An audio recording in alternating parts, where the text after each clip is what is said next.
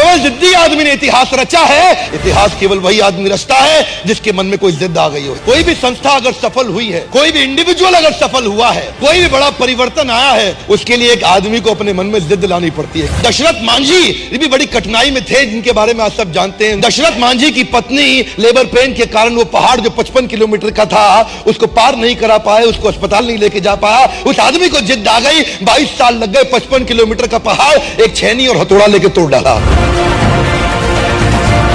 एक source motivation का होता है बिलीफ सिस्टम। बिलीफ सिस्टम ये वो ताकत है आदमी को कुछ भी करने को तैयार कर देती है। आप जानते हैं मंडेला 27 साल जेल में पड़े रहे, कोई प्रॉफिट नहीं, इंसेंटिव नहीं, बिलीफ सिस्टम बड़ा पावरफुल था। गांधी एक बड़ा परिवर्तन क्यों लेके आए? उनको ट्रेन से पहले दर्जे की टिकट साउथ अफ्रीका से धक्का देके बाहर निकाल दिया। अंग्रेजों ने क्या बोला? तेरे को हक नहीं है पहली टिकट लेकर के पहले डब्बे में सफर करने का। गांधी ने बोला मेरे पास टिकट है, बोला तू नहीं बैठ सकता, बाहर निकल यहां से। गांधी ने क्या जवाब दिया? तुमने मुझे ट्रेन से निकाला, come back to my country, I show you, मैं तुम्हें पूरे देश से बाहर निकाल दूंगा, मैं तुम्हें पूरे देश से बाहर निकाल दूंगा।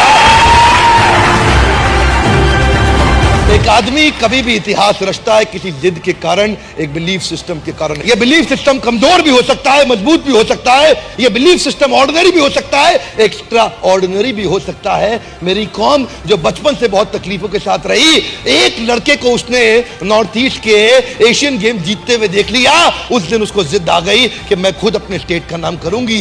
उस दिन उसको जिद आ गई, बहुत बड़ी हो चुकी थी, आज तक कभी बॉक्सिंग नहीं करी, लेकिन उसने कमाल कर दिया। लोग जब भी कमाल करते हैं किसी जिद के कारण करते हैं। ऑर्डिनरी मेंटालिटी के लोग ऑर्डिनरी जीवन बिता करके मर करके चले जाते हैं, संसार से उनको कोई नहीं पूछता। केवल एक्स्ट्रा ऑर्डिनरी आदमी कर सकता है कोई काम।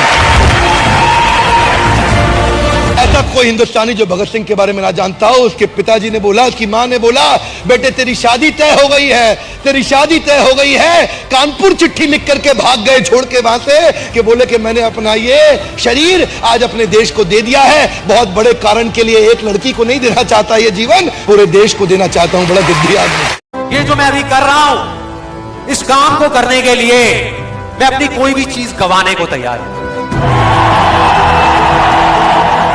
अगर पूरी दुनिया मुझे ये कहती है कि मेरी तो किस्मत ही खराब है, मेरी हाथ की लकीरों में ही कमी है, तो क्यों मैं अपनी हाथ की लकीरों को नहीं बदल सकता? वो दिन दूर नहीं है जब आपके पास सब कुछ होगा, लेकिन फिर भी अपना कुछ भी खोने का डर नहीं होगा। चाहे आपके रास्ते में एक मुश्किल आए या 1000 आए, कोई फर्क नहीं पड़ता। चाहे एक आदमी आकर के आपको रोकने की कोशिश करे या 1 लाख लोग आकर के आपके सामने खड़े हो जाएं, अरे आपको रोकना तो दूर, किसी में इतना दम भी नहीं होगा कि वो आपको हिला भी सके।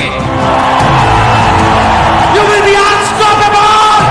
जिस दिन तुम पे भरोसा हो गया कि तुम कुछ नॉर्मल ऑर्डिनरी चीजें करने के लिए ऊपर से नीचे नहीं आए हो, आपके आजू बाजू में सब बदलना शुरू हो जाएगा। और अगर आपको खुद पे भरोसा नहीं हुआ, दुनिया आप पे भरोसा करे, आपका जिंदगी कभी नहीं बदलता। बात समझ में आ रहा है तो बोलो हाँ। लॉयन को बिलीफ होता है कि मैं जंगल का राजा हूं, इसलिए वो जंगल का राजा है।